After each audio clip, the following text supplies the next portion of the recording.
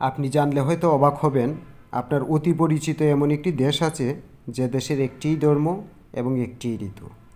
অর্থাৎ সেই দেশের নাগরিক হতে হলে আপনাকে অতি অবশ্যই একটি নির্দিষ্ট ধর্মের অনুসারী হতে হবে এবং সেই দেশে প্রাকৃতিকভাবেও আপনি মোটামুটি একই আবহাওয়ায় নির্বিঘ্নে সারাটি বছর এমনকি সারাটি জীবন কাটিয়ে দিতে পারবেন।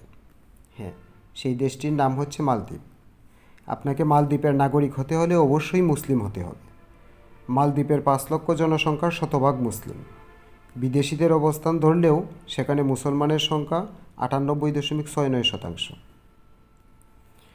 298 বর্গ কিলোমিটার আয়তন স্থলভূমির এই ছোট্ট দেশটি আবার বিশ্বের সবচেয়ে ছোট মুসলিম রাষ্ট্রও বটে।